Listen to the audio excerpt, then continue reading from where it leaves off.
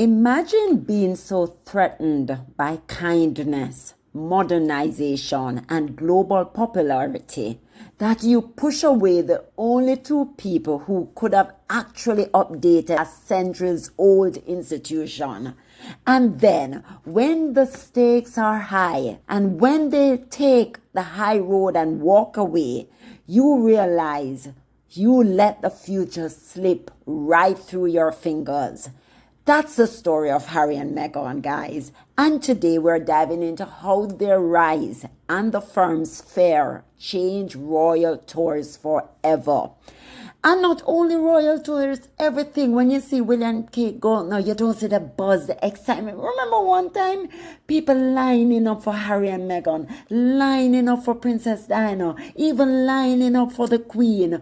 We don't get that anymore. The royal family is like DOA, dead on arrival. They don't generate any buzz. People are not interested. People just don't like what they're offering. Look at the royal family. Now they're being much more open. Look at the royal family hugging, kneeling down, shaking hands rather than curtsying. The effect is the opportunity to say we've been changed by Meghan.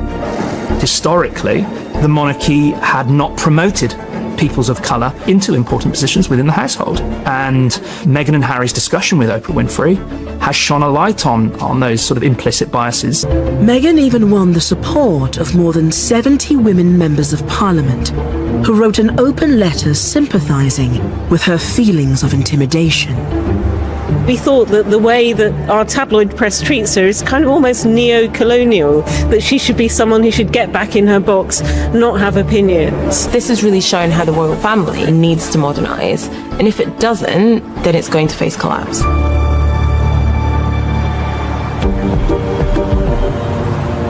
By September 2019, Meghan Markle had been the Duchess of Sussex for just under 17 months. She and Harry made another overseas tour, this time to Southern Africa. Once again, Meghan connected with Commonwealth citizens in ways that other royals could not. I am here with you as a mother, as a wife, as a woman of color, and as your sister. Prince Harry wanted to discuss 5 different options for his future life as a working royal. One of them was living in a Commonwealth country, working on their own business plans and their philanthropy, and still serving the crown, and that's probably the one that they wanted to do the most. But Prince Charles and Queen Elizabeth II said, no, this is not an option. You're either all in or you're all out. And they chose all out.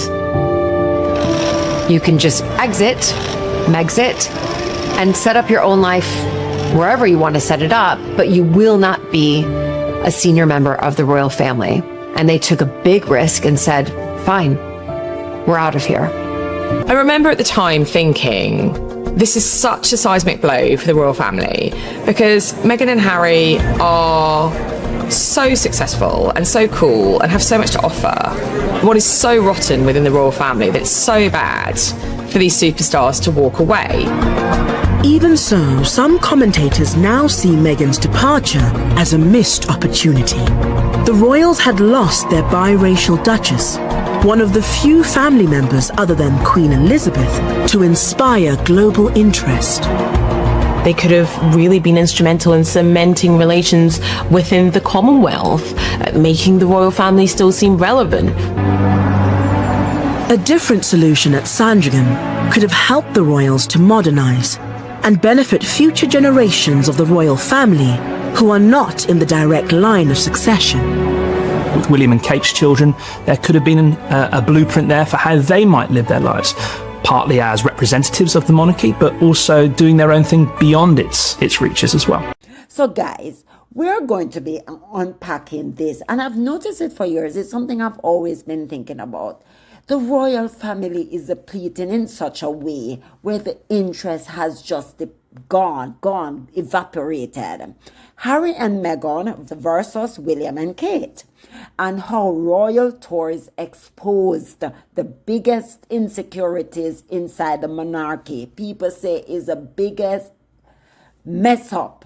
I would have used another word, that an institution has ever made, because we can see it physically, that William and Kate don't generate the same buzz, the excitement. So not because of drama, not because of gossip, but because royal tours revealed something undeniable. Harry and Meghan connected with the people in a way the institution wasn't prepared for and couldn't control. When Meghan married Harry, the institution didn't just gain a new duchess, they gained someone who brought modern philanthropy, Hollywood-level professionalism, glamour, sparkle, everything that came with it. Global brand recognition, because remember, people knew Meghan before, and an automatic connection to communities often ignored by the monarchy. A connection that is really the Commonwealth. Meghan represented the Commonwealth. How could you let that slip out of your hand? Someone so golden. How could you let the media tear into her? How could you contribute to it? You are the reason why the monarchy is at where it's at right now, because people see right through you guys. She wasn't changing the monarchy with rebellion. She was changing it with basic human decency, compassion, and work ethic. What people call the Meghan effect wasn't only about fashion. It was about efficiency, empathy, and reach. Yeah, because they say how she was efficient, or she let the other royals have to up their games because she brought a lot of things to the family. I mean, her social media was top notch. William and Kate followed. Kate followed her dressing. Kate tried to cosplay her in every single way she can, because Meghan had something about her. It was a Meghan effect, and she caused them to up their game. Instead of learning or leaning into that, the system panicked. Old structures weren't prepared for someone who broke the mold just by showing up and doing the job well. And that's where the cracks began. Because remember what she says? What's the point in just showing up and not doing something? That's why their motto is show up and do good, because Meghan don't believe in the ribbon cutting and just showing up and smiling and then walking away. She believes in what's the solution? We have a problem. How can we fix it? And that is Meghan. Meghan's popularity didn't threaten individuals. It threatened the monarchy or the hierarchy. The monarchy depends on clear lines of importance. But when millions of people around the world cheered for Harry and Meghan with a level of excitement rarely seen for royal figures, the institution didn't know how to respond. Instead of celebrating fresh global relevance, the system defaulted to competition, territorial behavior, back-channel briefings, and a PR game that spiraled fast. You could feel the tension in everything. Who got the front page? Whose stories photos trended? Who brought in bigger crowds? The institution couldn't accept that the popularity gap was widening. And instead of raising everyone up, they tried to pull two people down. Let me repeat, instead of elevating, they tried to tear down. That is what they do best. The biggest plot twist wasn't the tension, it was the solution. Meghan and Harry chose the all-out option. Not halfway, not part-time, not working royals, but quiet. They choose independence. Not working royals, but staying in your lane, being quiet, whatever. They choose independence, creative freedom, a life where compassion isn't filtered through palace approval. But remember, they did ask for the half in, half out, and I still think that would have worked so much better for the monarchy. When last have you seen people excited to see the other working royals? Not. Before you had this buzz, this energy, this excitement. You're not seeing that anymore. And here's the irony. The very thing the institution feared, Harry and Meghan outshining others, became even more powerful once they left. Yes, because Keeping them in the fold would have been more better for the monarchy, but having them outside, they're showing you up. Meghan is taking over. Meghan is taking everybody, leaving everybody in the dust. And we can't say it's not true. Everybody is talking about Meghan. Everybody is fascinated with her because of who she is and what she does. Their impact no longer had limits. There no bureaucracy, no outdated protocols, no internal politics. Their exit wasn't a loss for them. It was a liberation. And suddenly, the future spare became something the monarchy didn't expect. A leader with global options. As I say, is the first I'm seeing the heir following the spare. Prince William is so envious, he follows Harry for every single thing. Royal tours exposed the contrast more than any other headline could. Harry and Meghan's tour, their tours, Australia, South Africa, Morocco, Nigeria, Colombia, were packed with diverse crowds, joyful energy, authentic emotional connection, huge international headlines, global coverage that overshadowed everything else happening in the royal PR. When they stepped into a crowd, it wasn't staged. People reached for them because they felt real connection. Those moments were unscripted, genuine, and human.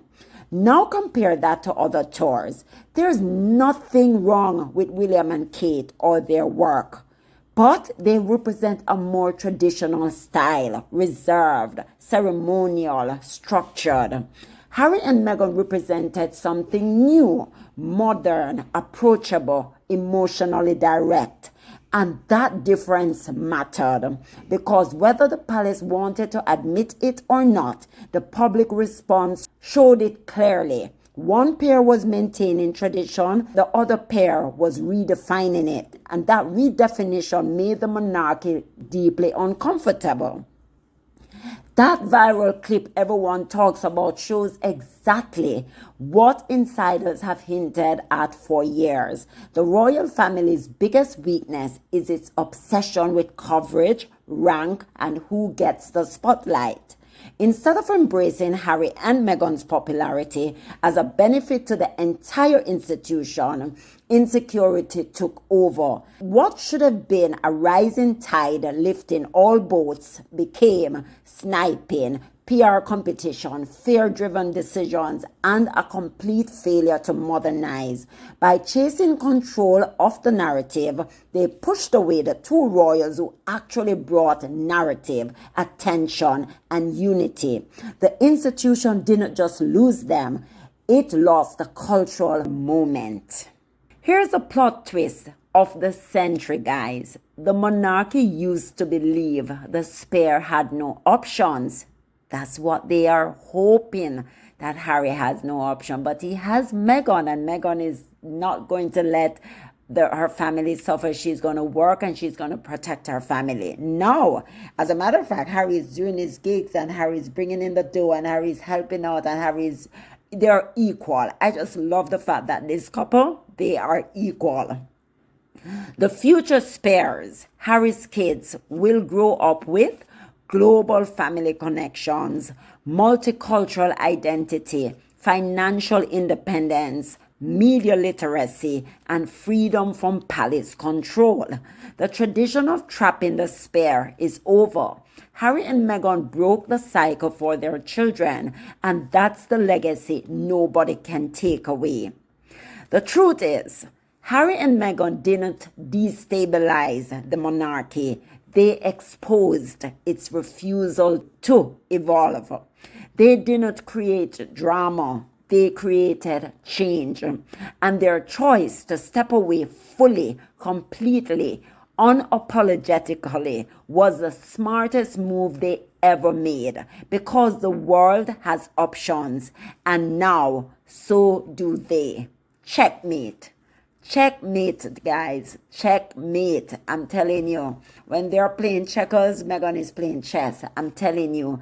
They don't understand what is going on because they try to manipulate the system, acting as if the spare has no value, has no say. And Harry and Meghan have proven that no. We do have a say in our life. It's our personal life, and we're going to live it how we want to live it. So guys, bye guys. Please don't forget to like, subscribe, turn on your notification bell so you never miss a beat. Bye.